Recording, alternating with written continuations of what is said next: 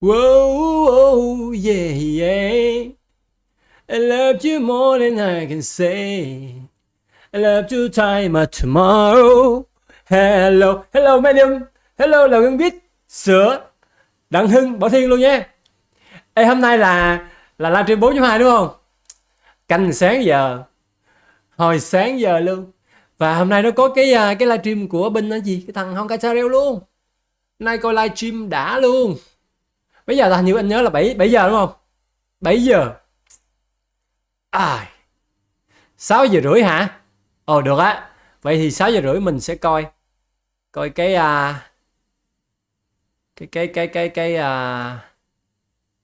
cái Honkai trước. Có không ta để chỉnh sẵn Honkai.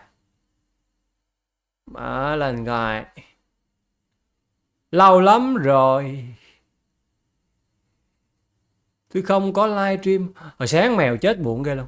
Đó mọi người nhớ con mèo hay kêu meo meo trong mấy cái buổi livestream không? Nó đang đẻ cái lứa. Nó mới mấy con mèo con mới có 4-5 ngày. Tự nhiên nãy lăn ra chết hai con mèo con, bỏ hai mèo con tội nghiệp ghê. Nó còn nhỏ quá nó chưa bú sữa được nữa. Đang sợ mấy mèo con bị chết. Official. Oh. Livestream Honkai, cái này là Genshin, còn Honkai nó lại đâu? Honkai chắc cũng trên Twitch hả? Twitch. Honkai Tareo Twitch. Honkai Star Rail. Twitch đi.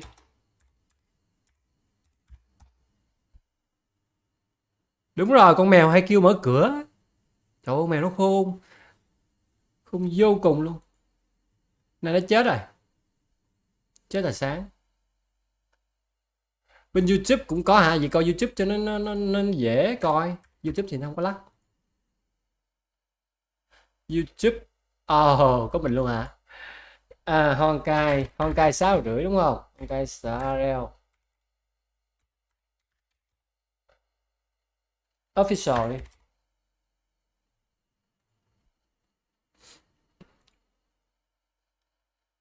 Nó đang trực tiếp hay gì nè?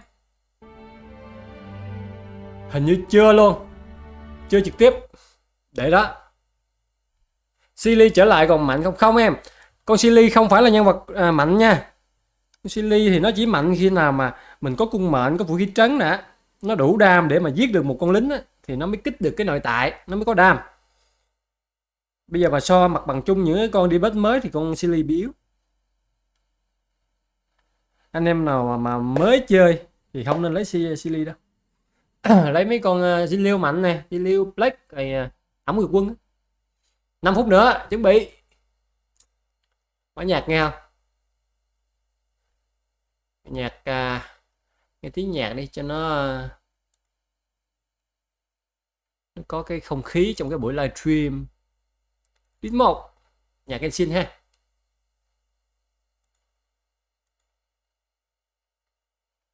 Rồi. Nghe vậy nhớ lại cảm giác hồi đó. Nhạc của những năm tháng cũ. Tính ra như Genshin cũng được 3 năm trời rồi. Mấy cái ông mà già không nói, nhưng mà mấy cái bạn trẻ 3 năm là cái thời gian dài lắm, đủ để thay đổi hoàn toàn luôn.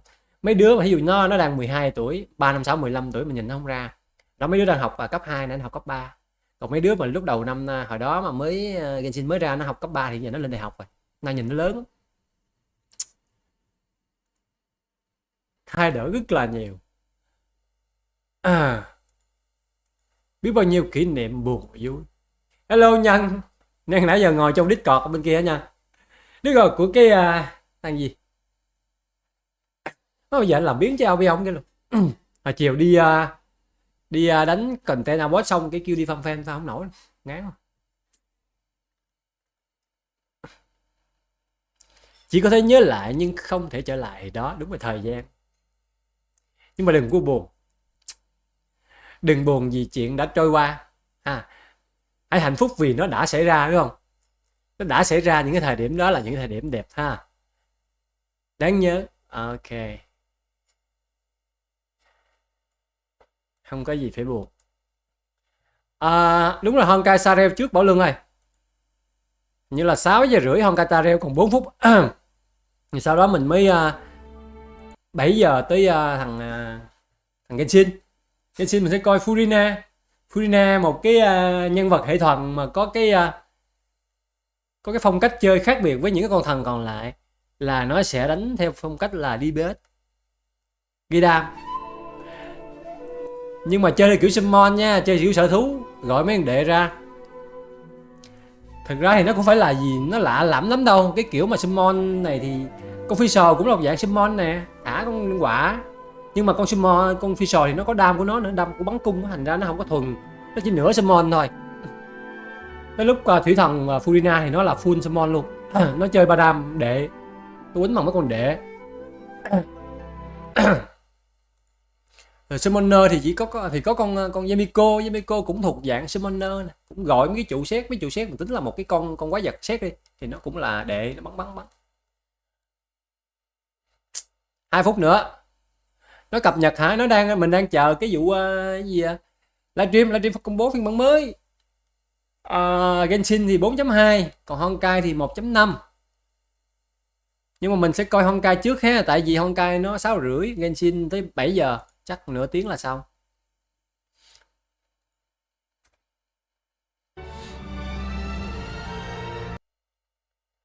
Nghe đâu list có sư phụ của Seo như Dinh Liêu. Nếu mà có nhân vật mà ngầu cái Dinh Liêu lại hấp dẫn. Nhưng mà bây giờ cái mà mình mong đợi nhất là nó sẽ có sự collab, tức là nó sẽ cho những nhân vật của game khác đi vô cái vũ trụ, cùng cái vũ trụ á, đi vô cái game này chơi. Giống như là nó cho mấy con như Dinh Liêu qua đây hoặc là Black qua đây thì mình đánh, mình sẽ cái cuộc chơi nó sẽ thú vị hơn. Những nhân vật mà chỉ ở trong cái Genshin không thì mình cũng nhàm nữa, giờ mình cho thế giới khác qua.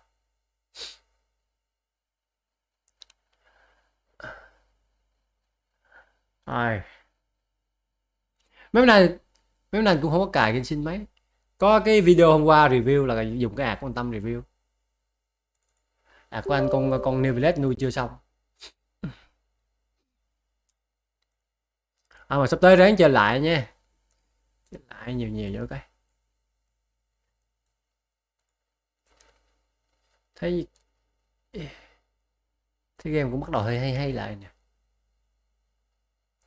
Honkai Bắc có collab với Genshin rồi. Nhưng mà mình chờ là tại vì mình chơi Genshin mà, thì mình chờ lần Genshin collab với mấy người khác á, chứ mình đâu có chơi Honkai Bắc đâu. Honkai Bắc hình như nó collab, nó ra con Fischl bên Honkai mạnh. Lấy thủy thần đi. Rồi có chơi không? Rồi lấy thủy thần này nhân, lấy về sao nuôi? Lấy về tối ngày đi farm Abion không? Vô tình trạng giống như anh luôn. Lại bắt đầu rồi hả?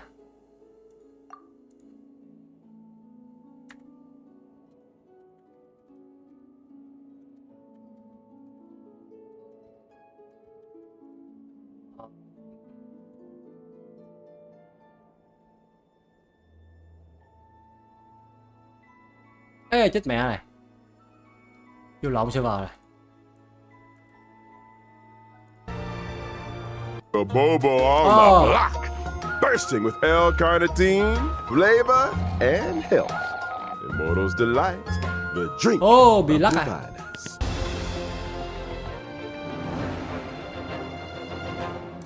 Newsflash. The IPC will soon be dispatching representatives to multiple worlds. The effort is part of a raft of new measures to encourage trade and strengthen friendship throughout the cosmos. The Genius Society's newest masterpiece, Simulated Universe World 8, is about to go live. Madame Herta has revealed that the project is about to enter the launch phase. For further details, don't forget to tune in to our program's follow-up reporting. Nó có thêm một cái thế giới mô phỏng mới, thế giới mô phỏng 8. Penacony's Charmony Festival.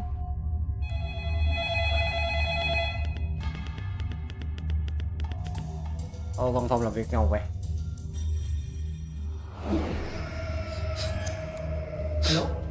Hello. Cái này có vụ kinh dị trong đây nữa.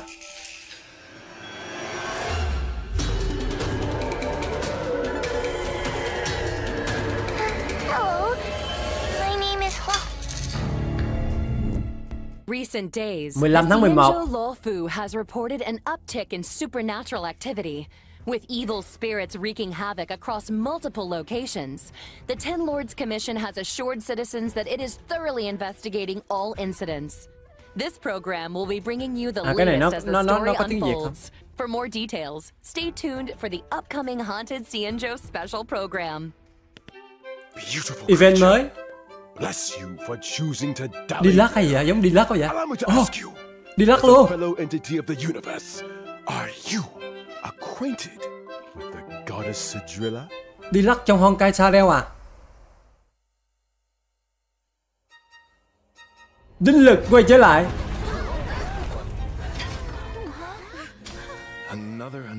Ồ, nhân vật này được nè. Đừng nói chặt cầm trọng kiếm nha. Ôi, sao cầm thương?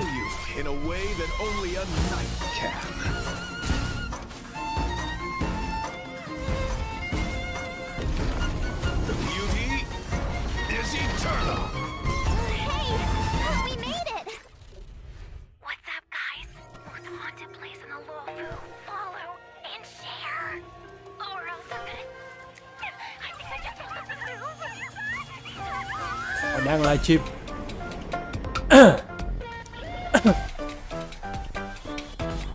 Yo, what's up? You're finally here. Captain Ho. Vậy là đây là cái sự kiện Tết nè.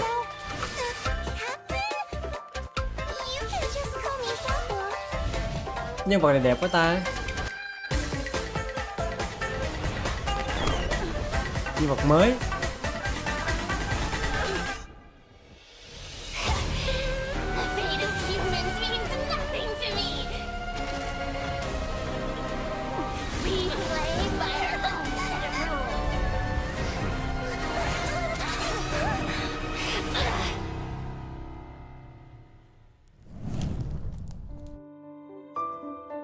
Rồi còn em húp lẹ 100 nguyên thạch với 50.000 thẻ tín dụng.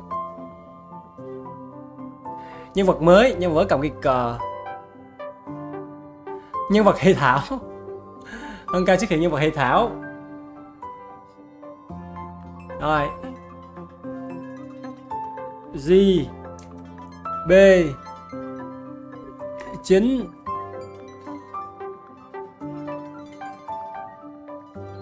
B E 7 K 5 R Q Y 3. Rồi, cảm ơn Minh Tú nha, Minh Tú bó lên giùm nè, anh ghim lên Minh Tú lên nè.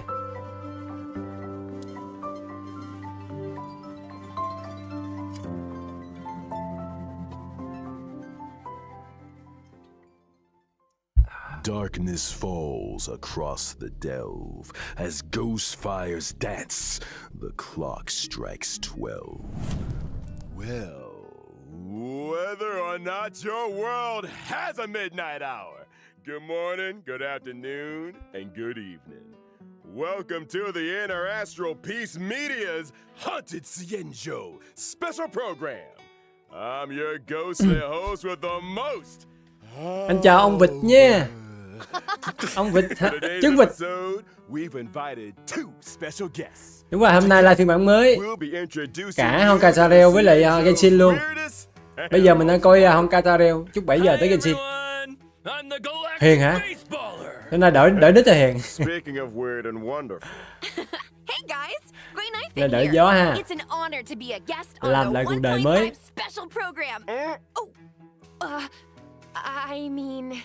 Cái không gian mạng. Haunted Xianzhou special program. Đúng rồi. Làm YouTuber đúng không ạ? Em đổi cái nick này là đúng bài luôn đó. Cái nick này nhìn nó lạ và nó gây sự tò mò. Làm cái kênh Ovid được á. Ovid, trứng vịt.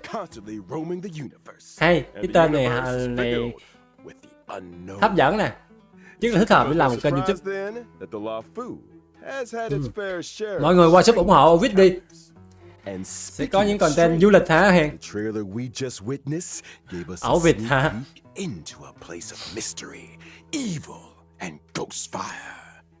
Fixtral Garden. Fixtral Garden was just some old abandoned place on the Luofu. Why is it suddenly getting so much attention? Allow me to explain. A while back, the Artisanship Commission's creation furnace was shattered, and the heliobi trapped inside were able to escape. Đang giới thiệu một cái giống như sự kiện mới. Nãy giờ anh nghe không hiểu lắm, nhưng có vẻ như nó hơi rùng rợn. Có lẽ là chủ đề Halloween. They can possess people, deceive the senses, affect the soul, and usurp the flesh. Those possessed exhibit bizarre behavior and restless thoughts. Hello, Fuka. It's a truly frightening spectacle. But the creation furnace wasn't exactly Fuka đang chơi game gì, Fuka? How could it just break? Rumor has it, the Artisanship Commission's surveillance recorded a gray-haired figure in dark clothing. Huh. Gray hair, dark clothing. Nguyên một thùng luôn. Did they have a baseball bat? Hey, don't pin this on me. The destruction of the creation furnace was a direct result of the Stellaron disaster. Mèo nó kia nữa kìa. Cứ cho nó bú lẹ. Just tell us more about Fixtral Garden. Fixtral Garden has always been overflowing with yin energy, and the garden itself is littered with suppression towers, stone monoliths, and ancient trees. 7 giờ ven biển này. Cái nội dung chủ yếu hôm nay của mình là Genshin chứ không phải Honkai, tại vì nó ra trước mình coi. Is layered and deceptive, and it's easy to lose your bearings. Since the heliobi moved in, it's probably the most dangerous place on the Luofu. Heliobi are experts when it comes to possession. Even the most experienced Wraith Wardens and Arumatan spectral envoys can become their victims. When you can't tell your friend from your enemy. Độc thân gì? Liên hệ với Tân đi nhân. Fast. If all that wasn't enough, they say that Mara-stricken members of the Ten Lords Commission also wander the garden. Tân có em gái chuẩn bị ra trường. Keep your wits about you. Sounds like great streaming material to me. I bet I could become the Xianzhou's #1 streamer in no time. Funny you should mention. To most people, Fixtral Garden was always a strange and desolate place that rarely got much attention. But now that stories are beginning to circulate, the situation has changed. Recently, the Xianzhou's online forums have been filling up. Cái này là đang giới thiệu một cái nhiệm vụ chính tuyến mới. Mở thêm nhiệm vụ chính tuyến. Everything from self-playing violins to the wailing cries of vengeful ghosts. Unsurprisingly, Xianzhou fans of the supernatural are loving every second. In my experience, forums aren't exactly the most reliable news sources. Who cares if some of it's false? This is a hype train I can't afford to miss. Trailblazer, what do you think? Wanna start a ghost hunting squad with me? Fire breathing, quiet band performances, headstands, balancing acts, spear deflection, sword juggling, and boulder smashing weren't enough, huh? Now you're an expert in ghost hunting? Who said I was an expert? I just have a lot of transferable skills. That's all. Có người nãy giờ tưởng nó đang livestream Genshin à, đúng không? Vậy cái phong cách đồ họa của hai game nó giống nhau à? Ai mà nghĩ Genshin thời gian vô là nãy giờ coi là cứ tưởng là đang stream Genshin không?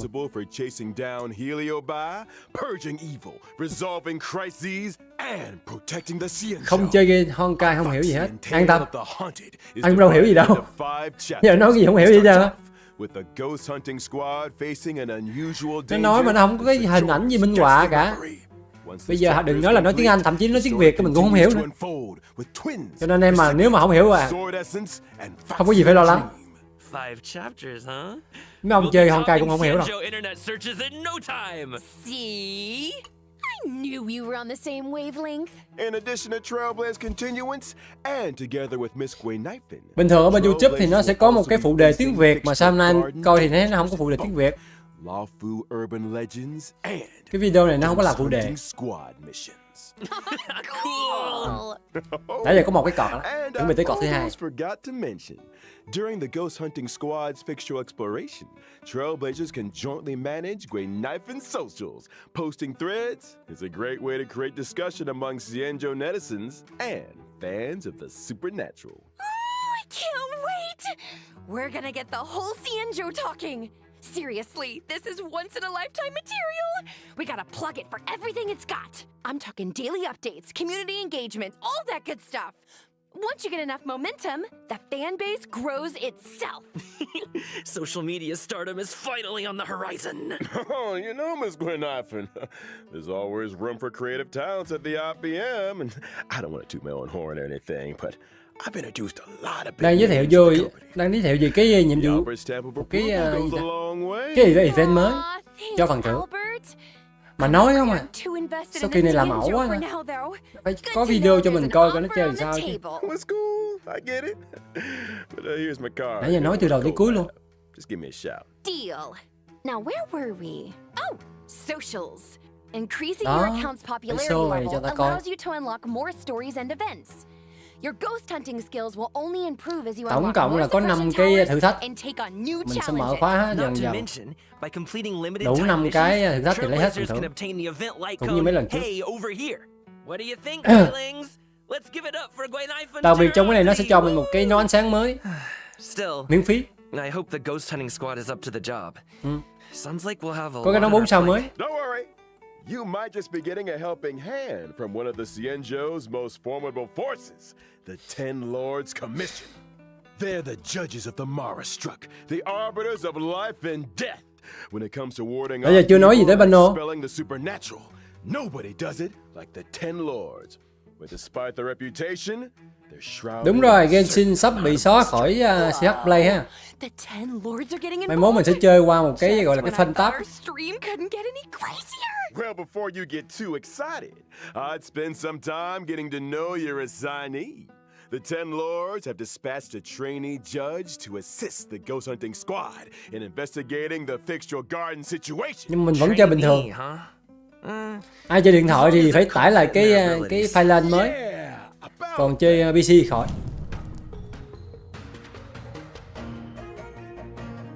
Đúng rồi, giống cái ly của anh hả? Đúng rồi, cái này là cái bình giữ nhiệt. Ở trên nó có cái nắp nữa, nhưng mà thường anh không có dùng nắp, tại vì không có nắp nó cũng giữ nhiệt tốt lắm. Một cái ca nước đá mà anh để là nó uống từ sáng tới chiều luôn. Nước đá nó chưa tan hết.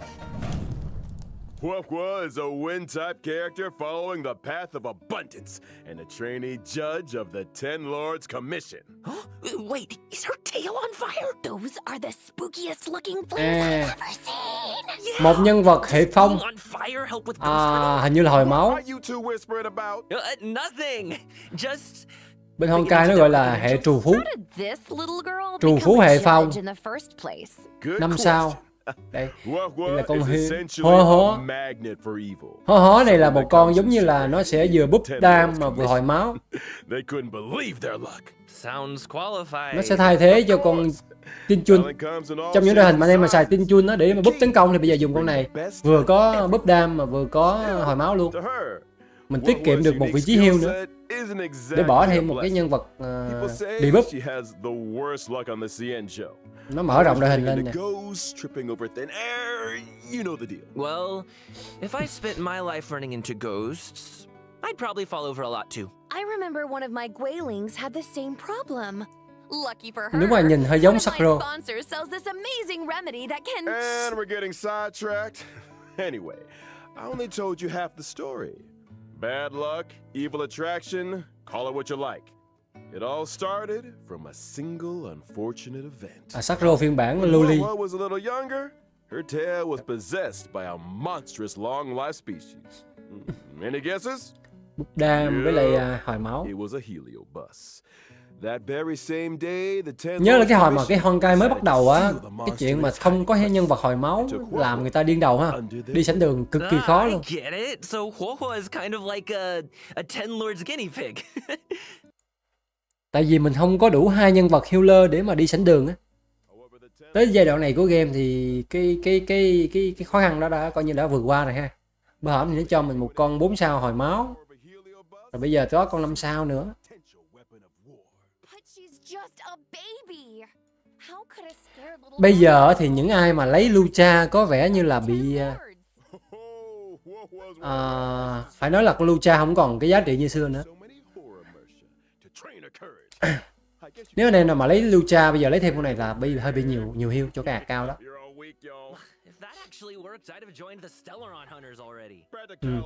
Bây giờ có fusion nè, có heal mới nè. Dẫn tới nhân vật Lucha, ai lấy Lucha giờ cảm giác hơi phí. Ok, để hôm nay anh đổi cái icon thành viên. Tại hỏng ra anh không có làm gì cho kênh hết Huyền. Anh không có, gần như không có tương tác, không có sửa sang gì kênh, cứ bỏ nó hoang phế. Không những không làm icon mà không có làm mấy cái overlay livestream này.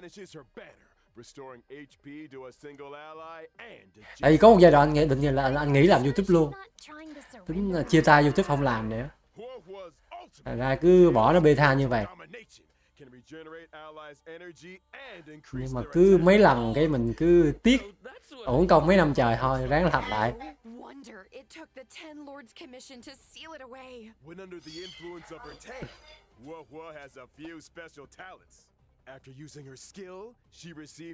Nếu anh đăng video lại thường như xưa thì anh sẽ sửa sang kênh lại, sửa icon, sửa overlay rồi cho nhìn cho nó chuyên nghiệp. Nice. Not bad for a trainee, huh? This ghost hunting squad's gonna kick butt. That's not all. What was technique? Fiend impeachment of Nhìn cái đuôi hay quá, cái đuôi cháy kìa. Đúng là cái đuôi của Ho Ho này hấp dẫn á. Không phải là chỉ lột nhúm cho có, nó cũng có hiệu ứng trong đó, cháy như ngọn lửa.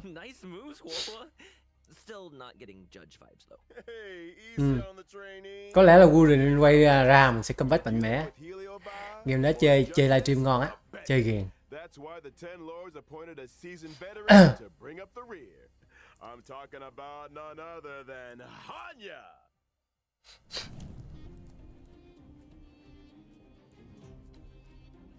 Đây một nhân vật mới, nhân vật cũ này Dinh Liêu.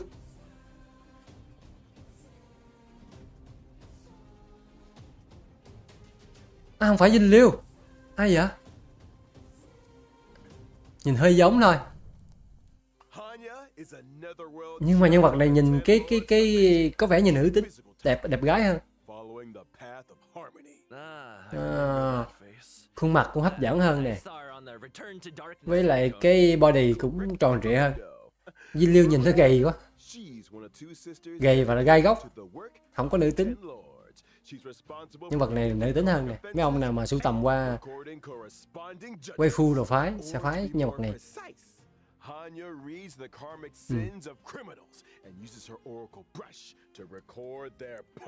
Hay nha. Ôi vậy mà có 4 sao hả? Nhân vật này cái thiết kế rất là giống những vật 5 sao nè, nhưng mà lại là 4 sao. Cô Ho Ho 4 sao, 5 sao nhưng mà nhìn thấy bình thường. Con này 4 sao. Cái ngoại hình hay hơn. Vật lý.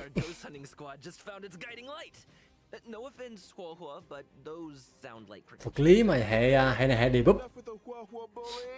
Không hiểu nữa. Cầm cái bút, cầm bút phán quang mà sao hệ vật lý ta? Chúng ta nó đánh sao? Trời ơi, single target. Nhìn đẹp thiệt không á? In addition to dealing physical damage to a single target, Hanya's skill, Samsara Locked, can inflict them with a burdened state. Ooh, is that Hanya's way of marking enemies prior to sentencing? Pretty much. Allies inflict increased damage on enemies marked with burden. And if that wasn't enough, after an ally launches a nó gây nó làm cái ấn sau đó khuếch đại sát thương. Dạng nhân vật hư vô. Cái lưng nhìn hay ha. Bộ đồ đẹp. Cái trang phục nhìn đẹp. When Hanya uses her technique during exploration, she immediately launches an attack and inflicts burden on a random enemy. When the enemy won't budge, call in the judge. All that aside, Đó là kiểu đặt cái ấn sau đó khuếch đại sát thương. new stagnant shadow, shape of perdition, Thời chiến kỹ nè. will appear within the picture garden map on the Cienjo Lafu. Complete the challenge to obtain new physical ascension materials. Within the same map, we'll also be welcoming Cavern of Corrosion, Path of Darkness. Complete the challenge to obtain 2 brand new cavern relics, Prisoner in Deconfinement and Grand Duke Incinerated to Ashes. 2 bộ vị diện mới. Woo! Well, that just about brings us to the final sections of our Haunted Cienjo special program. Huh? Already? This program isn't nearly haunted enough for my liking. Where are all the ghost stories? You know, beautiful Foxian spirits knocking on your door at midnight? That kind of thing. I think you're thinking of a different program. Moving swiftly on to some exciting updates. Thanks again for watching, y'all, and don't go anywhere. We'll be right back after the following commercials. Hey, you there! Sick and tired of the daily Rồi cái cột thứ grind? hai. Had enough of running errands? Do you long for rapturous applause and cheering voices? How about increased self-confidence and a sense of pride? 8. And do we have an opportunity for you? The Boulder Town Martial Exhibition is now open for registration. Put yourself to the test by challenging the best. This event will once again be hosted by Scott Business Alliance. Scott Business Alliance, made for the champions. In order to bring our audience a brand new experience, this event will be adopting a simultaneous exhibition format. Use your fists to prove your worth. Enter I am the ultimate fighter to register your name. Could you be Boulder Town's new fighting star? Sự kiện Boulder Town quay trở lại. Là sự kiện đấu giá đài. Sự kiện này sống ảo đã lắm, nó sẽ cho mình mấy cái búp rất là bá đạo. Member of the Nameless has put out a cordial invitation for anyone able to restore her photographs to the way she remembers them. The images in question were inexplicably damaged. I lost all kinds of cool pictures. Beautiful scenery, strange encounters, you name it. There's a big reward for anyone that can help me restore the images. Actions speak louder than words. Miss March's memories are in your hands. Madam Herda of the Genius Society is about to launch unlimited beta testing for the newly developed Simulated Universe World 8. Participants will have their costs covered and progress saved for future iterations. In order to participate in this confidential beta test, please head to the most mysterious place in the universe. Anh chào thân Quỳnh Trúc nha, buổi tối vui vẻ Trúc. Test participants will be rewarded with a brand new Patagonia land of the dreams. Hôm nay có rất là nhiều thông tin mới luôn. Tại do nó dời cái buổi livestream Genshin Impact 4.2 nên nó chồng vô hôm nay nữa. Hôm nay mình sẽ bị ngập mặt thông tin luôn. 2 game quan trọng. Let the computer do the hard work for 3 minutes and get your hands on double rewards together with Genti. One must explore the essence of beauty to appreciate the depth of chivalry.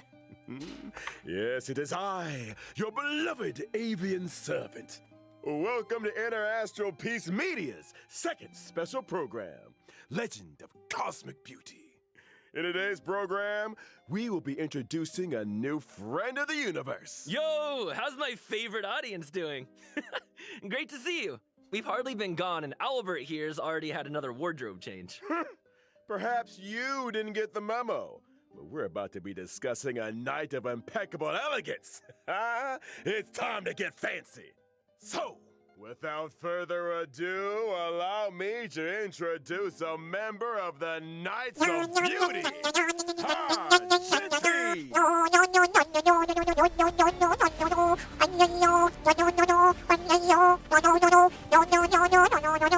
Lâu rồi không nghe âm thanh này ca ca.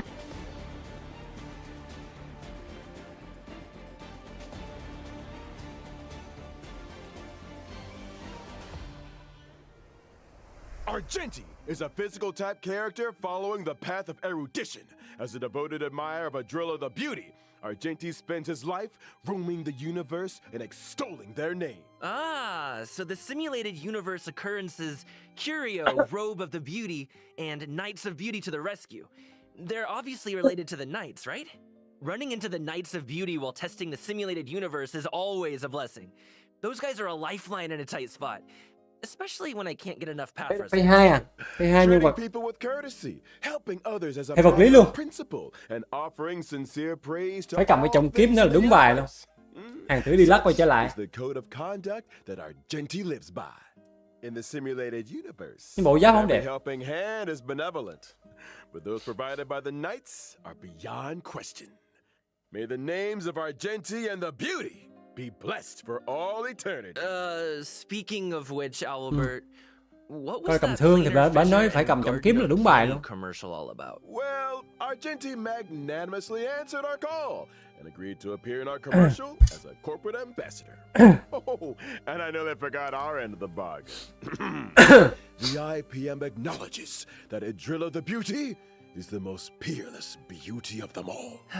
Albert, what did you get yourself into now? No need to worry. Just a little two-way back scratching. Okay. Kinda TMI. Vậy là phase 2. But I Phase 1 still Hu don't Hu. really Phase understand 2 the là concept Argenti. of the beauty. Allow me to explain. Adrilla's beauty permeates everything. Take Argenti for example. From his daily armor cleaning routine to his constant grace, all of it stems from his pursuit of beauty. Elegance is Với lại Argenti's middle anh thấy cái nhân name vật and trong even hai, thậm chí manifests trong hai game itself luôn. in his combat. Những cái nhân vật Argenti's nam basic của attack, tuổi hôi vô vảnh là không đẹp. fragrance, can deal physical damage to a single target. His skill, just as Từ hereby thiết kế body moved, cho tới cái can màu deal sắc bộ physical giáp nữa. damage to all enemies. Nếu mà anh làm á, nhân vật này biết sao? Anh sẽ làm bộ giáp màu đen mà sẽ có những cái chỉ với trang trí màu vàng á. Nhìn nó lấp lánh, nhìn rất là sang trọng và ngầu. 3 màu thôi, tóc đỏ, áo giáp đen, có những cái họa tiết màu vàng. Trời ơi, lên nhìn nó sang và nó ngầu. Còn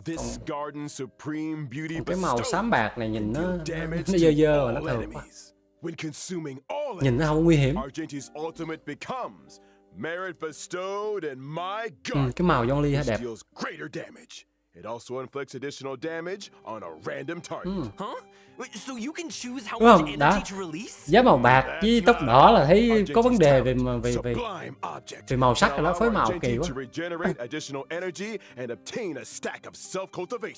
Self-cultivation can increase Argenti's crit rate. Oh, so the more self-cultivation, the fiercer his attack. Kỵ sĩ bóng đêm, To put it another way, phiên bản Shopee. Argenti needs to attack as many Honkai enemies Star Rail. as possible. The greater the number of enemies, the faster his energy regeneration, and the stronger his combat. Exactly. Stronger combat, faster energy regeneration, more enemies to attack. Argenti giving erudition vibes. I'm here for it. Argenti's technique, Manifesto of Purest Virtue, Ui. can daze enemies within a set range. Dazed enemies are unable to launch attacks. Attacking a dazed enemy to enter combat not only deals damage to all enemies, but also regenerates Argenti's energy. Woo! Argenti is kind of handsome. I'm feeling a little dazed myself. They say looks can kill. Rồi, có chuyên gia thiết kế đây rồi. That's true. Then Argenti fans are in for a fatal surprise. Mấy ông mà làm cho hơi vô vạch phải coi buổi livestream này mới được. Night of Universal Hallucinations, Trailblazers will encounter Argenti en route to Washtopia. Wait a second. A wash a what now? I shower every day. Slow down there, Trailblazer. Have you never asked yourself how the Astral Express stays so clean and Lúc này là đang Because giới thiệu một cái nhiệm vụ. Pom-Pom's always cleaning up after us? Nhiệm vụ đồng hành, giới thiệu nhân vật. Đúng rồi. Có khi nó chơi trò bán skin đó hèn. Mốt đổi cái giáp khác.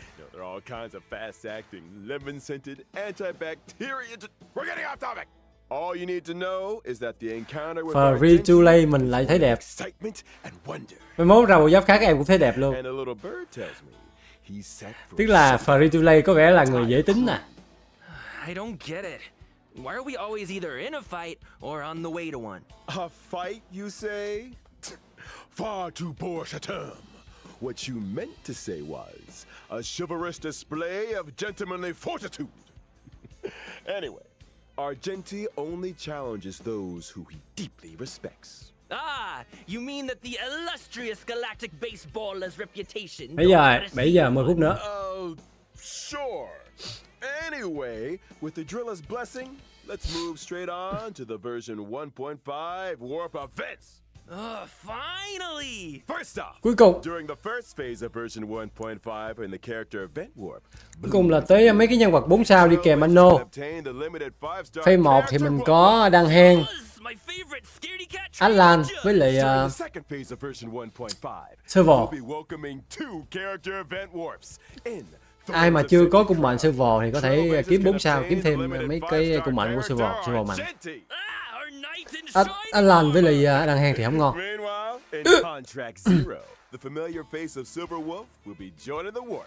Not to mention the 4-star character Hanya, who will be appearing in both the aforementioned second phase character event. Phase 2 là sói bạc, 5 sao. 4 sao thì có nhân vật mới nè. Linh, hồi máu với lại Asta. 4 sao này ngon nè. Con mới với con Linh, hai con này ngon. It's time to take a look at version 1.5's light cones. In the first phase of version 1.5, Argenti với lại Linh cũng ngon. Linh còn mạnh 6. Hill. While in the second phase of version 1.5, the 5-star light cone, an instance before gaze, will enter the light cone event warp. At the same time, the drop rate for the 5-star light cone incessant rain will be boosted. All aboard! The train is about to make the jump. And here's some other cool stuff. Starting from 1.5 within the team selection and character ascension screens, every character will have brand new voice lines. This is a different kind of arena. Có thêm một cái giọng lồng tiếng mới nữa cho mỗi nhân vật. So cute. Wait, if a character's already fully ascended, can we still hear their line? We got you covered. All audio lines get saved in the index. You can listen back at any time. Here's something else. In version 1.5, we'll also be seeing a guest book feature update. If Trailblazers are ever curious to check which friends have visited the Express, the guest book has a record and message from each visit. Such a neat idea. Additionally, the Forgotten Hall will also be receiving updates in 1.5. First up, in Forgotten Hall Combat, Trailblazers can now choose to re-challenge. Re-challenge? It's like this. If things aren't going too smooth when challenging a certain stage, Trailblazers can choose to return to the Forgotten Hall map and restart the challenge. When re-challenging, previously used technique points are replenished. A chance to replan your maze technique strategy, perhaps. Oh, and I almost forgot to mention, stopping and restarting a challenge in the second half of a stage doesn't mean you have to redo the first half. Whew, that is a relief. And when entering the Forgotten Hall, your combat lineup for each stage is now remembered. Regardless of whether you met with victory or nó có thêm một tính năng your challenge previous lineup bond gì will đó mà be mình không waiting hiểu. for you on the preparation screen. No need for manual selection. Now that's my kind of update. Can't wait for Trailblazers Cái to đợi give ra it all mới a biết cái spin. challenge bond nó The để làm gì. Forgotten Hall is an important system within the game. Updates will continue to be rolled out, so stay tuned for future versions. Well, looks like it's time for our final redemption code. See you on the other side, Trailblazers. Rồi, húp cái card thứ 3 nữa, mình chuẩn bị qua bên Genshin này. Genshin 4.2. 6B 9B F B K 5 8 Q 3 T. Enter.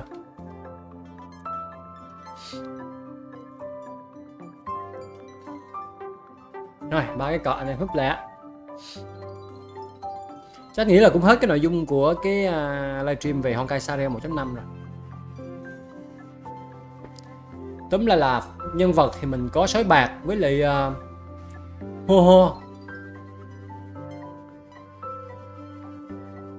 Rồi ủa sao tới 3 con ta? Cái con đỏ đỏ.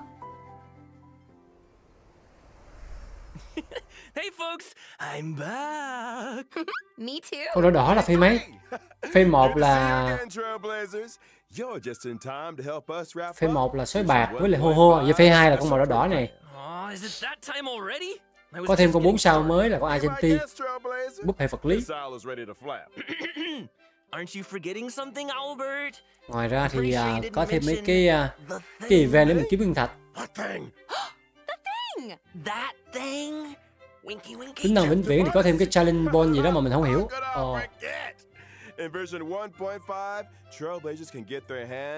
Và như thường lệ thì ở trong bên Honkai này mỗi lần phiên bản mới ra là nó cho mình 10 cái vé vàng để quay nhân vật rep. Tính ra hào phóng hay không Genshin ha. Cái đó là bằng 10. Nếu mà anh em nào không biết, nói cho anh em, dành cho anh em nào không biết thì đó là 10 cái máu dương hồng ở bên Genshin để quay banner giới hạn. Huohuo's tale backstory, Hanya's Ten Lords expertise, and Argenti's mysterious search. Còn bên Genshin là 1 năm nó mới cho mình một lần kiểu đó. Can't wait to see them in person. Năm mới cho mình 10 cục hồng. Những cái giai đoạn mà gần Tết, Honkai là cứ một phiên bản là 10 cục. Ok, hết rồi đó. See you rồi đó. Rồi, bây giờ mình sẽ quay qua bên Genshin nha. Xin vô chưa? Rồi, chuẩn bị. Hôm nay mình sẽ coi 2 cái stream liên tục. Và cái buổi livestream về Genshin là cái sự kiện chính của buổi livestream này, của buổi stream hôm nay này. Ai cũng muốn biết Furina sẽ như thế nào.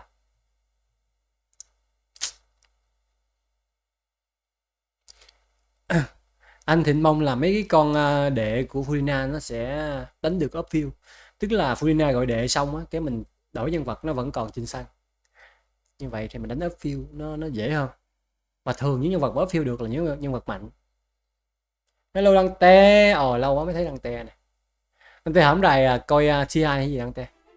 Though it appears that you've managed to win over part of the crowd, some of your testimony doesn't add up. You can be rest assured that I, Furina, the god of justice, will get to the bottom of this matter.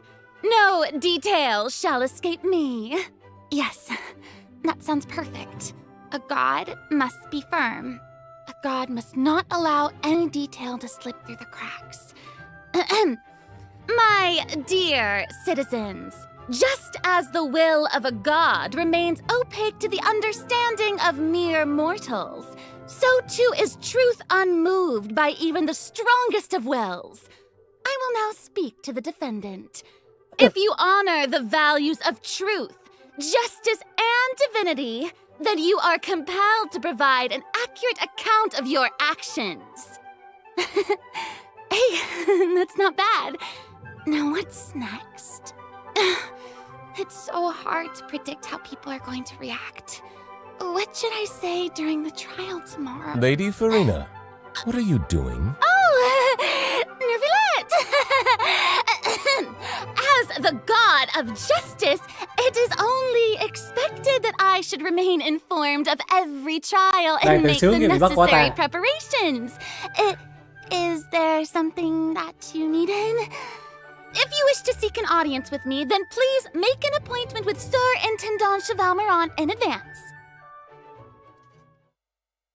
According to the judgment of the Oratrice Mécanique de l'Analyse Cardinale, the Hydro Archon to be punished via the death sentence. Mấy cái đoạn trailer bên Genshin làm chất lượng. Rõ ràng là mình thấy khác biệt ha. Cái sản phẩm chính với một cái sản phẩm phụ. Bên Honkai thì làm cho có. Bên đây nó đầu tư dữ. Coi mấy cái đoạn này là thấy phê. Shouldn't gods be all powerful? What's done is done. Just trust in me, your Archon. Never mind whether you can truly convince yourself to or not.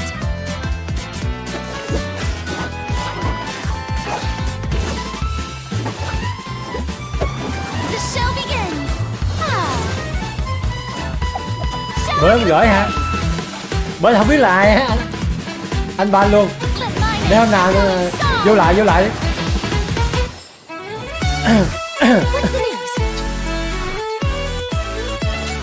Nhưng mà 4 sao mới Charlotte. Say cheese. Breaking news. I know you're not a local, but I'd avoid getting too close to any water that looks strange all the same. Cái kia chụp ảnh này giống cái QE của Thảo Thần. Well, the water, I mean. The prophecy. Yes. What has been prophesied will be fulfilled. I, Farina, will use this trial to show the world the true meaning Do of not resist. justice. This judgment is fair and just. What is the meaning you would call You have this? never been as Justice? superficial as you have presented yourself to be. No more excuses. Why should we acknowledge it? Fusolo, why did you deceive us? Applaud and rejoice. Wait just a moment. This isn't right. The trial of the Hydro Archon, Seem to remember the floor, will now This begin. trial is- I now understand the Cái đó là true cái máy chém purpose behind this position. mới thành quyết lại.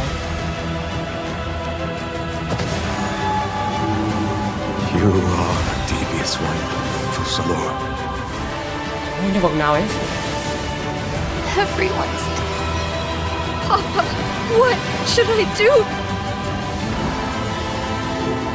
The prophecy that you've been fretting over should now be in full swing. Dùng mới hấp dẫn nè. I suppose this would also be the justice that belongs to you. All will eventually end in a magnificent and dramatic trial. Farewell, Nervalet. I hope you chuẩn bị có một em xinh đẹp ra mắt nữa. these 500 years. Nó về Genshin coi mấy cái đoạn nó làm hay quá. Kịch tính ghê luôn. Tôi mới vô cho cọt liền ta. 100 nguyên thạch. Cái con cá voi đó làm anh nhớ cái giống như con chùm cuối của game Elden Ring á.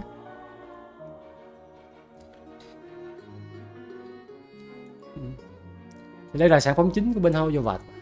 Đầu tư dữ dội ha. 7K G N F 2 4 U V C. Rồi anh ghi mũi Hiền lên nè. Thank you Hiền nha.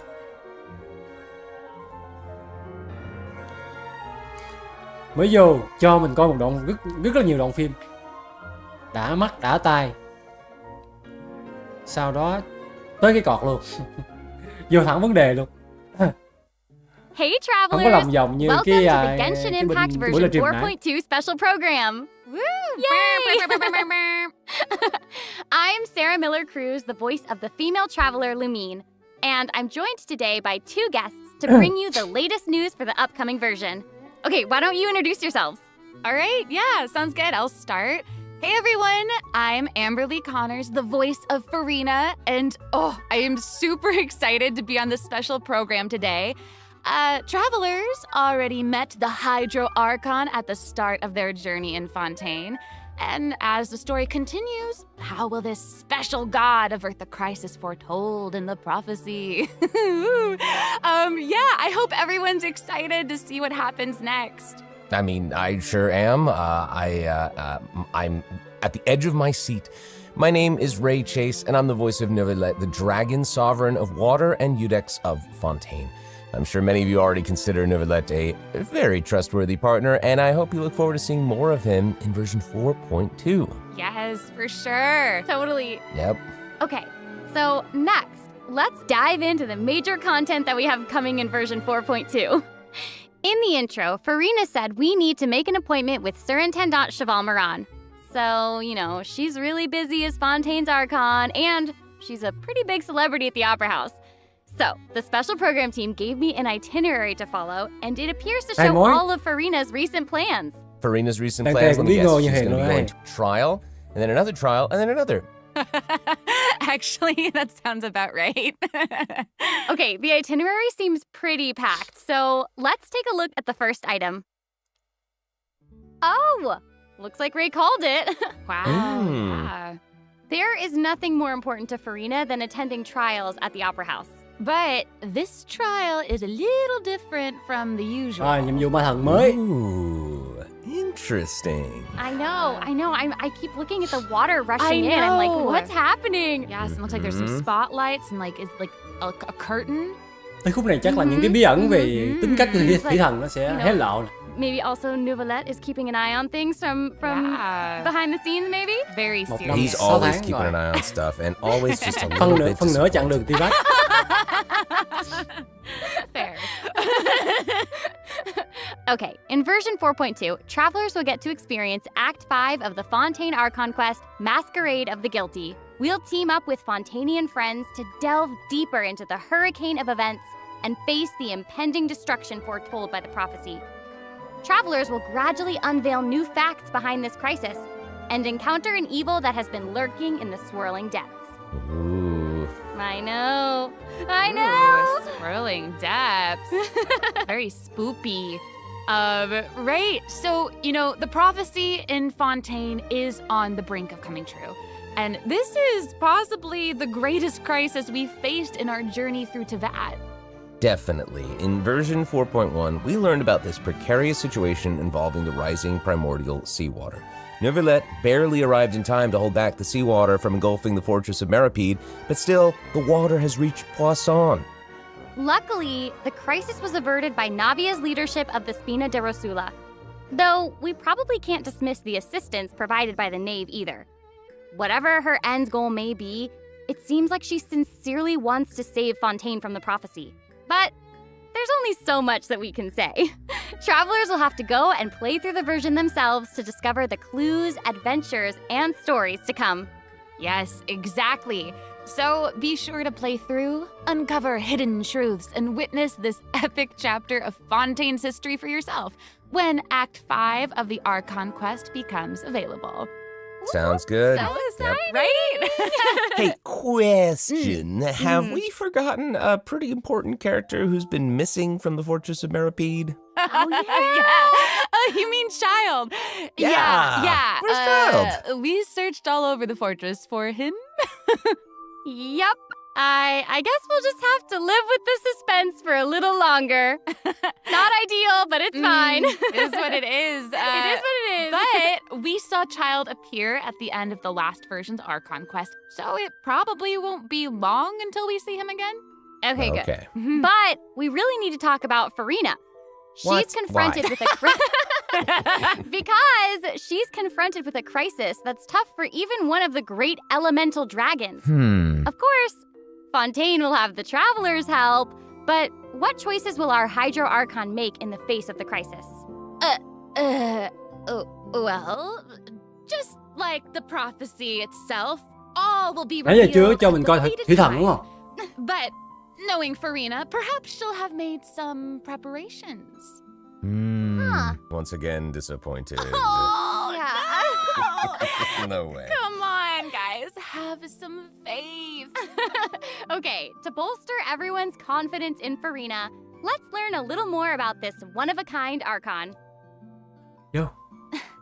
Why are you just standing there with your mouth gaping? You must be stunned and at a loss for words. Understandable. It is I, after all, Fontaine's most beloved star, Đang giới thiệu hai người lồng tiếng. Farina. I'm on a very tight schedule, Tiếng Anh với tiếng so Nhật. you're lucky to even get an appointment with me. Oh my gosh, I love her outfit. Yes. Oh, and her eyes, like each of them are different. She's got these little eyelashes and her hat. Oh, You know, it's amazing. you'd expect for a Hydro Archon that she'd have the best drip. Oh. Yes. Ooh. Okay, you know what? It seems as if she's always dressed like she's about to attend a performance. You know what I mean? Yes. That's Fontaine's biggest celebrity for you. And speaking of drip, let's take a look at her combat abilities. Vô coi nè. Yay! Kỹ năng của thủy thần. Being Being too popular can be such a hassle. Who knew the people would adore me so much? Đánh thường không có gì đặc biệt. Ê, cũng đẹp chứ, đánh thường cũng đẹp mắt nè.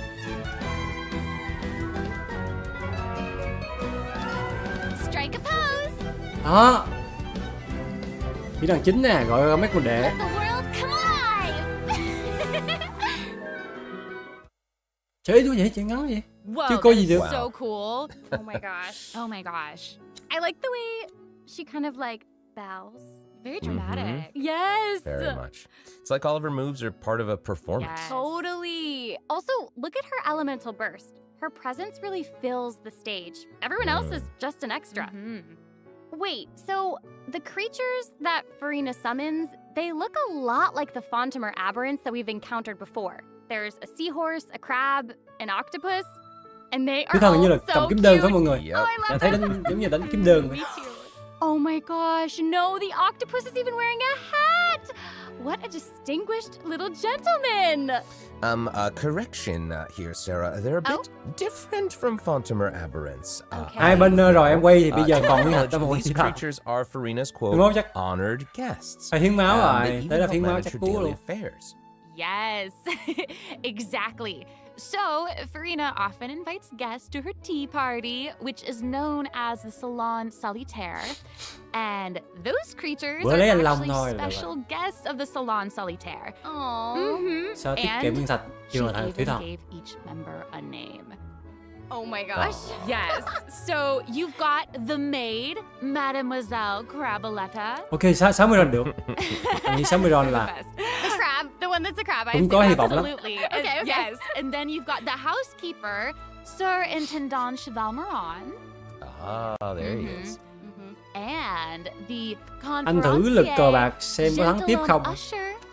Em thắng liên tục 2 lần 50-50 thì lần thứ 3 khả năng thua cao lắm. Oh, okay. So when Nhưng Farina mà cứ lạc said quan đi. to make an appointment with Sir Intendant Cheval Moran, this is who she was referring to? Yes. Oh my god. Wow. I didn't know it was so cute. Exactly. Farina even makes him spew bubbles Đấy in là her bậc- idle animation. Thì nào là tính sao? Oh my gosh, that's adorable. Okay, I'm sure everyone is just itching to know more about the skills shown in that clip. So, Amber, Có những cái why giai don't you take đoạn it away? Tell mà us mình everything. Yes, may you mắn got á, thì it. những cái tỷ lệ chỉ số đó là vô nghĩa. So, Farina is a Quay là ra, Hydro quay là ra. sword user. Okay. Bậc She usually defaults to an Usia Arca alignment in combat. When in this state, her elemental skill invites the 3 members of the Salon Solitaire, Mademoiselle Crabaletta, Sir Intendant Cheval Moran, and Gentilhomme Usher Rồi. to the stage. I love it. anh sẽ cố gắng theo đuổi cái chặng đường thiên ván này cho tới vùng đất cuối cùng luôn. These salon members will attack nearby opponents, prioritizing the target Okay, of the how? active character. Ooh. Their damage increases the more characters there are in the party over a certain HP amount. Thì đó có những cái lúc tính Okay, I nghĩ was nhưng mà nghĩ listening thì to all that, but at the very top, you said that she usually defaults to an Usia Arca alignment. So she has more than one alignment? Yes, exactly. Farina's charged attack not only deals physical damage, but also allows her to switch between Usia and Numa Arca alignments. Whoa. Wow. Based on what we just saw, it seems like her Arca alignment has an effect on her other skills as well. Yes, sure does. Farina's elemental skill changes depending on whether she is aligned with Usia or Numa. That's cool. It's super cool. After Farina uses her charged attack to switch to a Numa Arca alignment, her elemental skill summons the Singer of Many Waters ui to sao provide healing to nearby sao mấy party con đệ đánh members. không có cảm giác hoành tráng gì hết trơn ta. The summons created by Farina's elemental skill will remain on the field for a period of time even after Farina is switched out. Farina's elemental burst deals damage to surrounding opponents. And when the party member's HP increases or decreases, Farina will accumulate fanfare points. That's my trumpet. Amazing. So Sao mấy con Farina đệ đánh thấy increases phèn the quá trời. damage and the incoming healing bonus of nearby party members based on the amount of fanfare she has. Wow. It seems like this fighting style really suits Farina's character. It's very showy and unpredictable. Totally. I can already see the fluctuations in my team's HP bar. That healing skill might come in handy. Yeah, for real. And due to her knowledge of deep water aberrants, Furina's passive talent can decrease the cooldown on abilities gained from the xenochromatic Fontimer aberrants. Ooh. Wow, you can say that again. Yeah, and that'll make it even easier to uncover the Đúng rồi, anh tưởng tượng ra khi mà chưa xem buổi livestream này anh nghĩ là mỗi con quái nó sẽ bắn nước giống như gần như Neverlet á. Oh, and I almost forgot. Sao nãy Whenever one of Furina's sao? summons is on the field, Furina gains the ability to walk on water. Oh my gosh, that is so cool. Đi trên mặt nước luôn. I actually saw that Furina's outfit changes whenever she switches between arc elements. Oh yeah. Yeah, good eye. You're correct. Và cái tần suất tấn công của những con đệ nó hơi chậm á. Lâu lâu nó đánh cái. Yes, so if you want to learn more about Furina, Và nó biến mất cũng rất là nhanh. to accompany her on her story quest, the Animula Kuraji chapter. Oh my god. Amazing. Okay, so next up we have another old friend to introduce. She's now able to join the traveler's party with her trusty companion. Hồi nãy thì mình không có thấy được cái sát thương của mấy con đệ. Nhưng mà với cái lối này nghĩ là sát thương phải to dữ lắm mới dùng được. Sát thương thấp là coi như phế luôn á. We've known Charlotte for a while now. The traveler met her during the Summoner Summit event, which took them on an adventure all over Teyvat. Yes, that's right. Charlotte's hard-hitting spirit and determination to uncover the truth really leave an impression, don't they? Yeah. That's right. During our journey in Fontaine, didn't she treat the traveler to a magnificent meal in order to get a scoop about Wriothesley? Though she didn't end up getting the interview that she wanted in the end, huh? But I don't think that will deter her. She'll always be in search of Thật sự là anh không thấy cái lối đánh của thủy thần có cái chút gì đó. Nói chung là không có một chút xíu gì mà cuốn hút cả. Yeah. Speaking of her camera, Monsieur Verite just so happens to be her greatest Hy vọng tới lúc assistant. nó ra mình chơi thì mình sẽ thay đổi suy nghĩ. Charlotte's talent for photography is truly a marvel. No matter the subject or setting, her photos somehow always capture an unparalleled sense of artistry. The peerless Monsieur Verite turns her photos into eye-catching mementos. In fact, many Fontanians even cut the prints Vậy là trong 3 con đó chỉ có 2 con đánh as clippings. That's so Cá ngựa thì hồi máu. And Con mực với con cua gây sát thương. so cute, even has its own little hat and tie. I know! Charlotte actually commissioned both of those items from Chiori. She even commissioned Monsieur Verite's accessories in several different styles to match different interview settings. Isn't that cute? Wow, that is pretty thoughtful. I suppose that just shows how much Charlotte cherishes her own Monsieur Verite. Yes, it really does.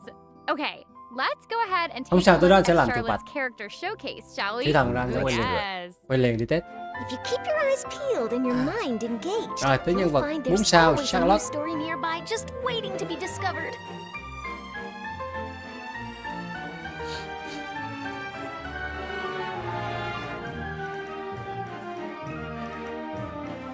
Say cheese!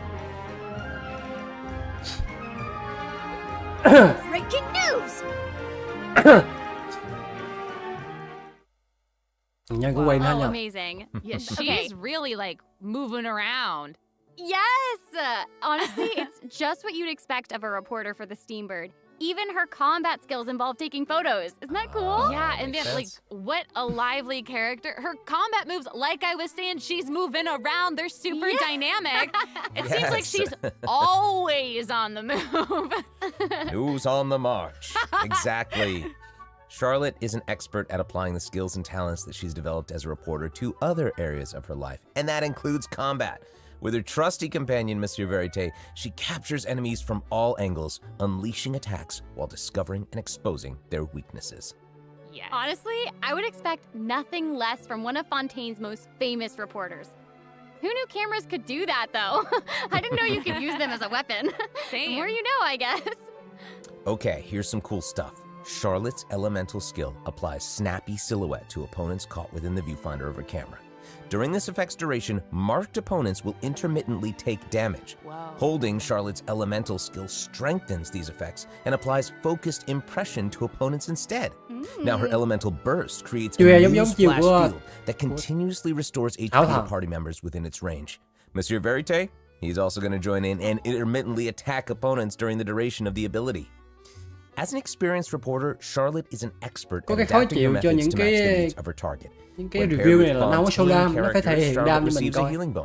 When Mình paired không có with biết cái sức mạnh của non-Fontaine Kill tới mức characters, nào. she receives a cryo damage bonus. Now, that is not all. There is more. During the 4.2 special event, travelers can complete a quest to receive a special gadget called the zoom lens. When Charlotte activates the zoom lens, it will trigger her passive talent called First Person Shutter. Oh my gosh, that's When you amazing. hold her elemental skill, the gadget will cause you to enter photo mode instead. That is so cool. Yep. That is super rad. And, you know, I have a feeling some super cool pictures are going to come out of that. Oh, yeah. We are going to provide more information about the zoom lens and how to use it during the event overview portion. So, Farina and Charlotte will both be featured in version Rồi, 4.2 phím 1, event Farina. wishes.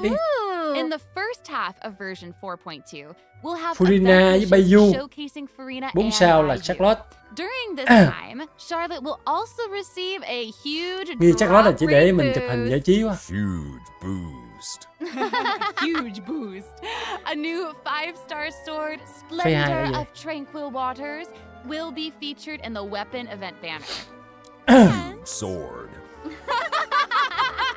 Phím đơn. And in the Chấn second của half of version Thủy 4.2, Thần. we'll have reruns for Phay 2 thì Sino có and Sino với Ayato quay trở lại. Okay, let's take a look at what other information we can learn from Farina's itinerary. Hai nhân vật này không hấp dẫn lắm. It looks like she's investigating. Coi như mình bỏ qua Phay 2 rồi. Oh, there's even a report attached. Tell us what it says. Okay, I will. It says, strange rumblings have been heard in the depths of Fontaine's waters. Dun dun dun. Oh, it's here already? Quest mới này chắc để farm nguyên liệu đột phá của Thủy Thần. Well, well, well.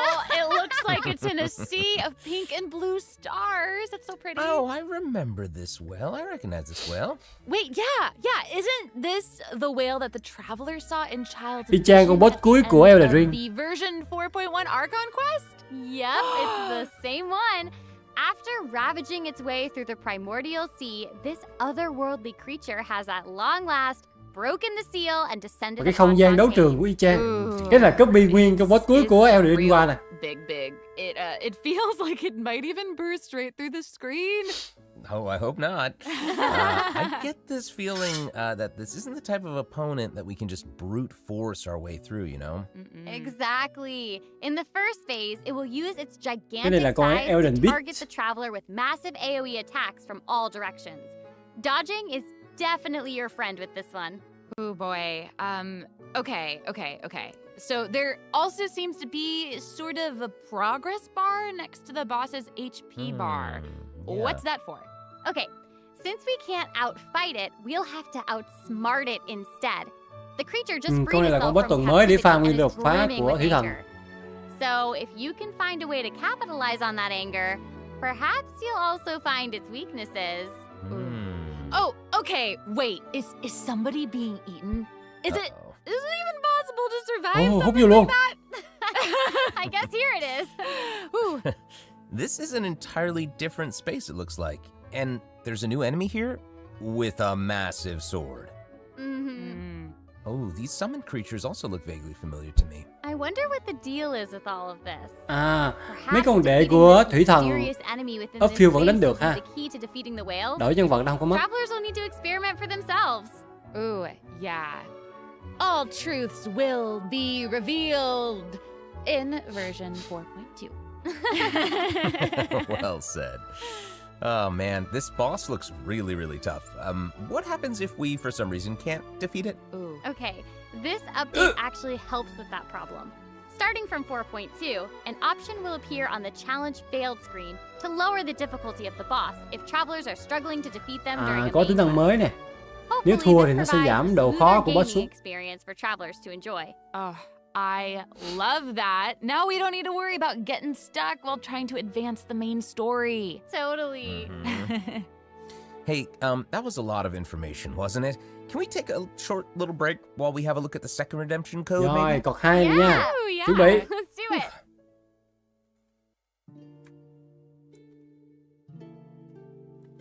N, T, U, B, K, B, E.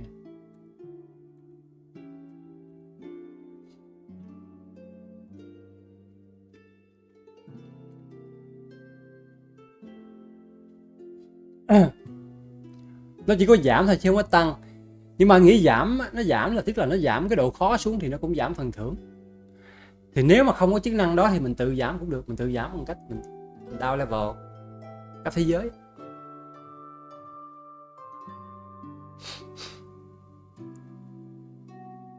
Rồi cọc mới nha anh em. Đây 300 ngân thạch. Tranh thủ nhập lẹ đi để mai nó mất.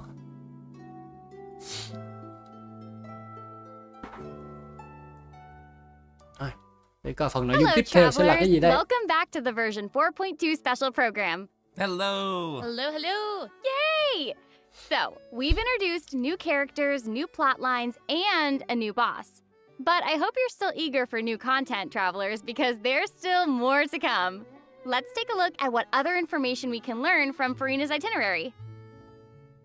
Okay, aside from investigating crises, it seems like our Hydro Archon also goes on occasional excursions throughout Fontaine.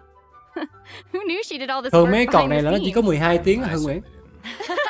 Well, you know, maybe she's just Tầm using it as buổi an trưa mai. excuse to scout out a place for one of her tea parties. Farina and excuses. 24 tiếng rồi hả?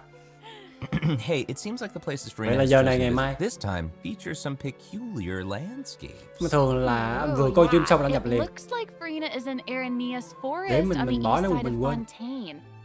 And that's right behind the opera house.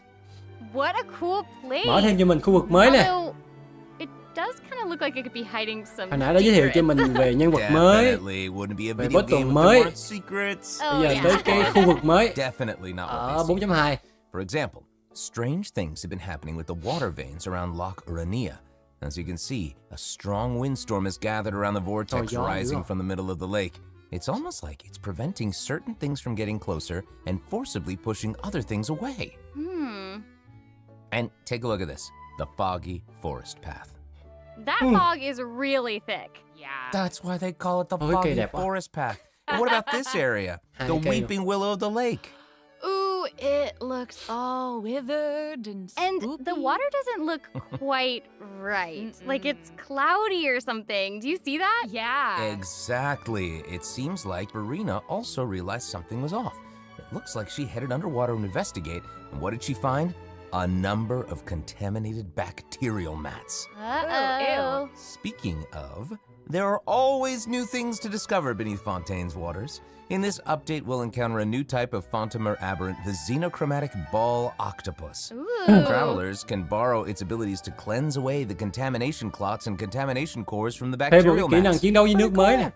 In addition, with the help of a Chịu special điện. device, travelers will be able to use this creature's abilities on the surface as well. It may be the key to solving certain puzzles, or perhaps even Làm xong powering nhiệm vụ certain objects. phong ma long thì nó We'll sẽ leave that for có you điểm to dịch chuyển discover. qua bên sa mạc Sumeru. To learn Và more từ about the Sumeru story đi behind bộ the xuống new đây. Aranius Forest region, be sure to check out the version 4.2 world quest called The Wild Fairy of Aranius. I'll give you a hint. Melusines are involved. Thì nếu anh em nào đã chơi cái game Elden Ring thì biết là cái phiên bản 4.2 này copy rất là nhiều thứ từ Elden Ring. That you won't want to skip. To the south of Aranius Forest, you'll find the Mort region. There, a singular Đó là tower cây stands ớt tree, tall above an cây island ớt in the tree middle phiên of bản the Shopee sea. á. Perhaps it's also Bên Elden Ring thì gọi là cây garden đó là cây ớt seeds tree, of bên đây là Actually, trước. it looks like that's the very Rồi next con stop Boston on cũng Furina's vậy. itinerary. So Con let's go Boston check chính it là out. con Okay, Elden I Beast. bet a bunch of Quái travelers thú Elden. noticed this tower since they've Qua đây nó arrived sửa in thành con cá Fontaine. voi. I'm so excited that we Nhưng mà finally get to cái check it out. Yes, phong cách same. chiến đấu cũng như cái không gian của đấu in trường là y version chang 4.2, cái trận đấu the sealed ruin ở cái map tower is cuối the cùng focus của bên of a Elden Ring. quest series called Search in the Algae Sea. I know. And after unlocking 4 seals along its perimeter, the tower and its long buried secrets will be unveiled to us. Oh, amazing! Okay, it would feel great to finally demystify all the secrets churning under the seemingly calm waters. Cái màn xanh xanh vừa rồi mọi người thấy không? Nó chính là cái màn mỗi lần cái màn vàng vàng bên Elden Ring mỗi lần mình đánh boss á mình mở chung vô cái màn đó. I also heard this quest has something to do with the primordial Rất là sea. nhiều cái sự copy ý tưởng Seems like there's nhưng a mà very không sao. important and Toàn very là ancient story behind it những all. content là That cực is đỉnh very rồi. Copy. right. New stories are Copy tốt. always unfolding in Fontaine, whether above water or below. Copy mấy cái đó vô And this cho is nó not game chất limited lượng to the hơn. 2 new regions in this update.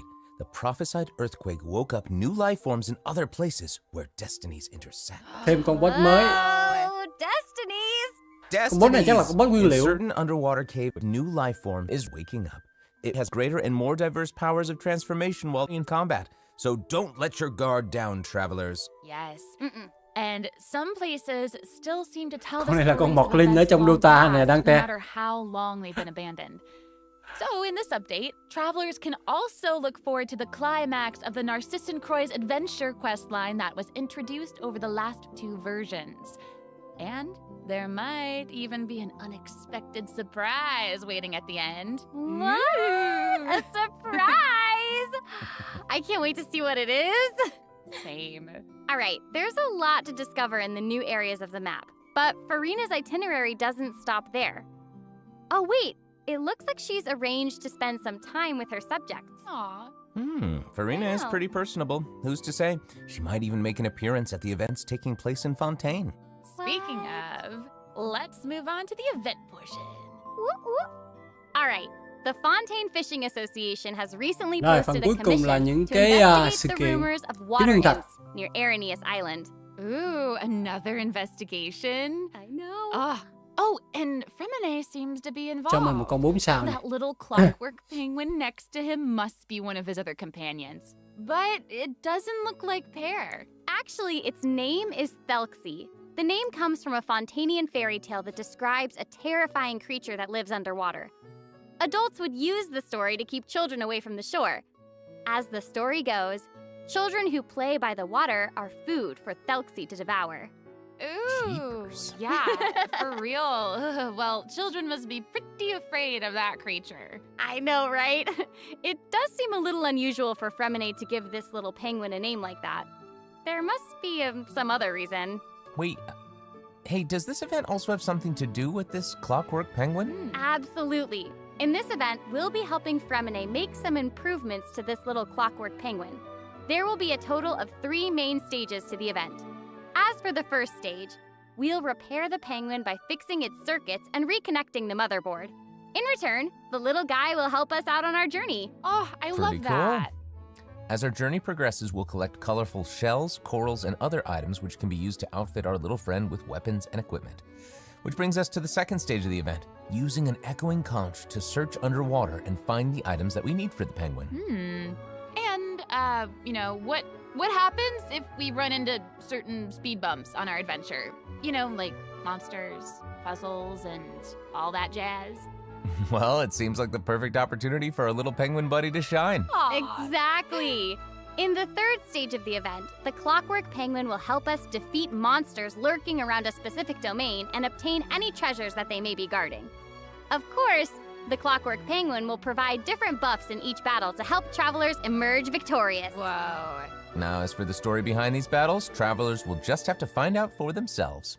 Let's see. After helping the penguin, the next item on the itinerary is... Oh, the cute little fungi are back! Cool. Hania, a friend we met in Sumeru, has arrived in Fontaine to promote Lil Fungi's Fantastic Fiesta. Oh, and speaking of fun, guys, I think I recognize some familiar faces. Bongo Head, it's time to shine! Có cơ hội gặp lại mấy con nấm ở bên Travelers may notice some Sumeru. differences in this update's fungi event.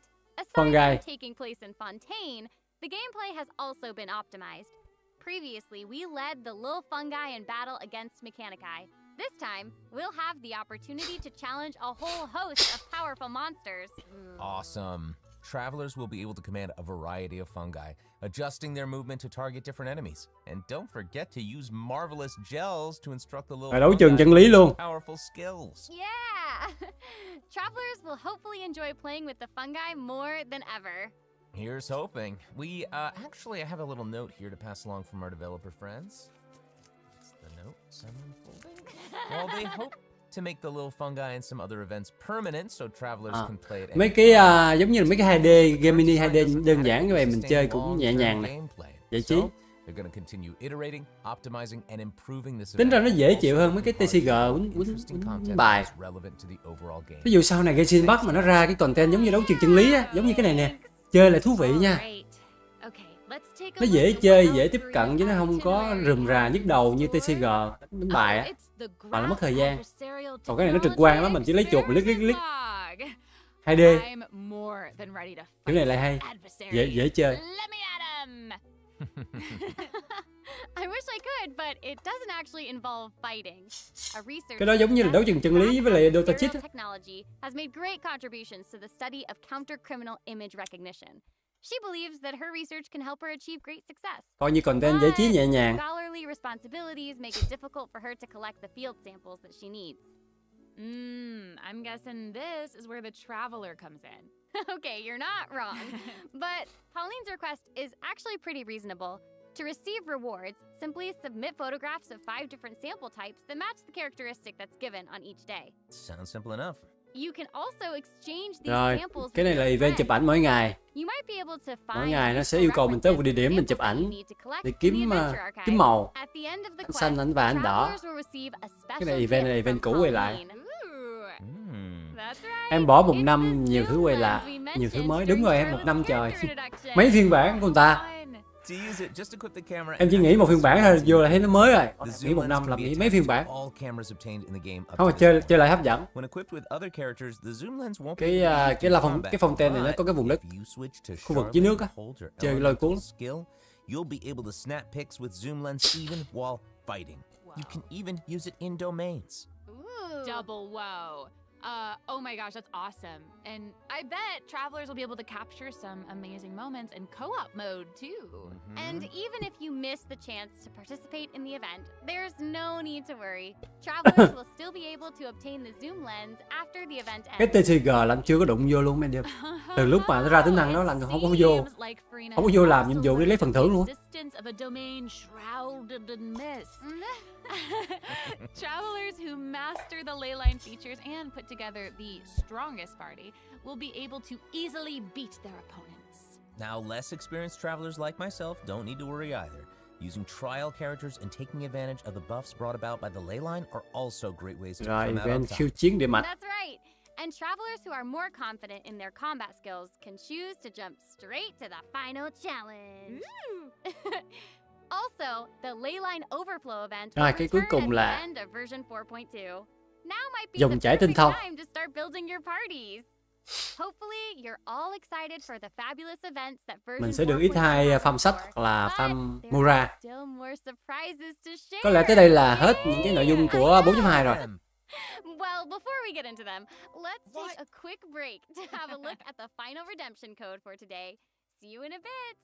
Rồi túm lại của buổi livestream này 4.2 mình gồm có gì? Mở vùng đất mới nè, con boss tuần mới, rồi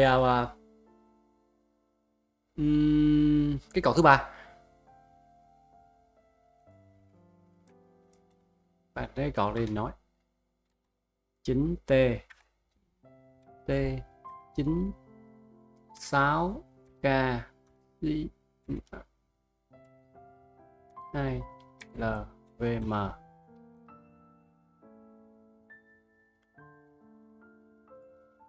Rồi 4.2 mình có Furina này,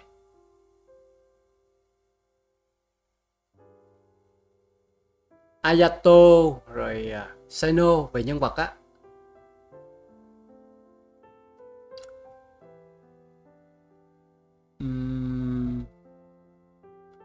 Bốn con thứ tư là con gì mọi người nhớ không? Phase 1 là Furina với ai? Phase 2 là Sino với lại con Ayato. Đúng rồi, phase 1 nói về nhân vật nè. Nhân vật phase 1 mình có Thủy Thần với lại Bayou nhân vật. Rồi phase 2 thì mình có Sino với Ayato. Bên cạnh đó vũ khí là trấn của mấy con đó. Đó là về nhân vật. Còn tính năng thì mình có vùng đất mới nè. Trong đó quan trọng là con boss tuần mới để mà farm nguyên liệu thiên phú của Thủy Thần. Rồi cuối cùng là mấy cái event để mà kiếm phần thưởng. In version 4.2, travelers who are at adventure rank 40 or above will have the option to quick challenge a weekly boss by navigating to the Trounce domain section of the adventure handbook. All weekly bosses will be available to challenge, except Storm Terror and the Wolf of the North. Nice. Yeah, now we don't have to wait to advance the story before we can level up a new character's talents and skills. Exactly. Also, we're introducing an update to Genius Invocation TCG. In version 4.2, 3 new character cards and 5 new action cards will be added. There will also be an Accelerate Duel feature, which will provide a smoother gaming experience. Pretty cool stuff. After the version 4.2 update, deck sharing codes will also be available. Use them to show Đúng rồi, thủy thần mình có thể dùng bàn nhâm kết lục khỏi lấy trước. from other travelers. That's cool. That's awesome. Bàn nhâm kết lục mình đẩy tỷ lệ lên cao, sau đó đồ bên di vật thì mình kiếm sát thương bổ kích. Kéo qua được rồi, khỏi cần lấy cái trấn. Doubled. Double. And in addition, both the maximum number of starting slots and the number of slots unlocked at each player level upgrade have been increased from 2 to 4. Doubled again. Double. The developers have also made a number of optimizations to the Genius Invocation TCG interface. Heated Battle Mode and the Forge Realms Temper Endless Swarm will also return in version. Xài răng nanh cũng được luôn. And in addition to the updates made to Genius Invocation TCG, returning travelers will enjoy ample login rewards and exploration guidance courtesy of the Genshin Impact Project team. May those returning to Devat have a happy reunion. Aw, that's nice. Yeah. Plus, a new story key privilege has also been added so that returning travelers can enjoy new story quests and hangout events. 60.000 nguyên thạch, 10 cùng run tím. Red notification dots have also Tới đây lấy cùng mình mấy đăng tè. notifications that have already been cleared will no longer reappear when logging in on a different platform. Yo. Quest optimizations will also be available in version 4.2. The first one pertains to unlocking story quests. Travelers will now get to choose whether to accept a story quest after unlocking it. Whoa, nice. And hopefully, travelers won't be overwhelmed by a sudden influx of quests anymore. Mọi người chắc lấy cùng mình không rồi. The update has also made notifications about prerequisite quests even clearer, making it easier for players to proceed to certain content. That's awesome. Okay, great. Oh, and it seems like that's all we have for the latest version update. I guess that means it's Trước time mắt for thì the thấy chưa thấy thị thần có gì quá ấn tượng. come to a close. I know. Well, there's so much exciting stuff. Sao mấy ông có thể cọp tay không gacha được lâu vậy? Là tại vì mấy cái ông đó là chơi nhiều game á Hiền. Chứ em có chơi có một game Genshin thì em tới ngày em có nguyên thạch làm lấy em quay. Còn cái thanh niên lớp chơi Dota, lớp chơi Baldur's Gate gì đó. Mỗi ngày chỉ vô làm quý thác cái là đi ra, không ở trong cái Genshin bắt quá lâu cho nên không có bị ngứa tay. Well, this has been so much fun with both of you. I'm really grateful we could all be here today together. And honestly, I'm just really glad that we're gonna get to see how all these mysteries unfold. And maybe, I don't know, maybe kết thúc rồi đó. ending in 4.2, we'll have to see. But that's it for the version 4.2 special program. Thank you so much, everybody, and see you all in game. Bye bye. Toodaloo.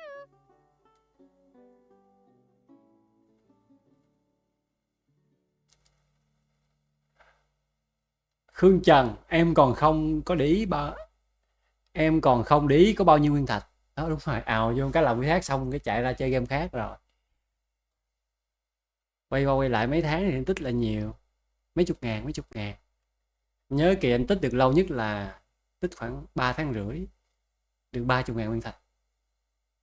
Rồi, kết thúc. Và một phần là những bạn đó là những bạn đã có nhiều tướng hết trơn rồi, người ta có đủ mật tướng để tính lao hàng ngon lành rồi. Bây giờ cái việc mà lấy không lấy nó cũng chả có thay đổi gì cái sức mạnh của hạt cao. Thì những cái bạn đó có thể là bỏ hẳn 6 tháng, 1 năm trời không lấy cũng không sao. Còn những cái bạn mà mới chơi trong giai đoạn mà đang xây dựng hạt cao của mình, chưa có những vị trí quan trọng thì những cái bạn đó rất là khó skip cái là không có tướng đánh.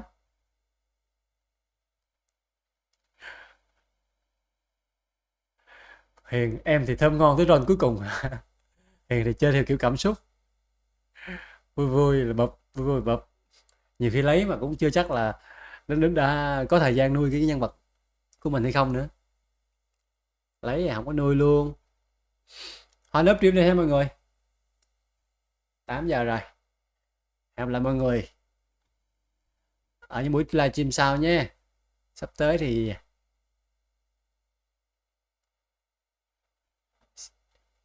Sẽ có nhiều buổi stream hơn nha. Lúc này anh cũng chơi lại Genshin cũng khá là nhiều. Cũng đã bỏ thời gian vô ngồi cài đi mở map làm quy thác. Nhất là khi Furina ra thì anh sẽ cố gắng nuôi nó. Giờ những ngày sắp tới thì mình sẽ stream mình chơi để mình farm nguyên liệu á. Tới lúc ra mình có mình nuôi lên luôn. Chứ để như Nevilet nuôi không nổi. Rồi, bye bye mọi người nha. Chúc mọi người một buổi tối thiệt là yên lành, vui vẻ, yên lành bên người thân nhé. Bye bye. Trưa thứ tư tuần sau, thứ tư tuần sau lên ron hộ nha.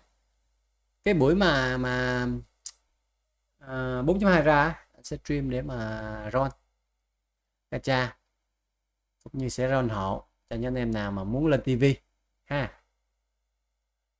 Thì anh sẽ làm kèo gacha, lâu rồi không có làm cái kèo đó. Rồi sau đó thì anh có thể là anh sẽ stream để mà đi họ lao hàng. Nếu mà kiểu như mình lười, mình không có content chơi thì mình sẽ đi lao hàng, coi như là cũng có để mà ngồi stream nói chuyện mọi người chơi. Mình phải chấp nhận một thực tế, đôi khi mình lười khám phá thế giới chi vát á, thôi mình ở trong lao hàng, mình đánh tới đánh lui, đi hộ cũng được, cũng có cái để mà duy trì tương tác với mọi người. Bye ha. Ok, sắp tới sẽ đi lao hàng hộ nhiều quá mấy đêm. Đi họ lao hàng bây giờ anh thấy là cái content hay, hấp dẫn á. Vì mình không cần phải chơi cái ạc mình tối ngày mình chơi ạc ta thôi cũng được. Anh em nào lên tối cứ thấy anh livestream lên đưa lên đi. Bye mọi người nhé.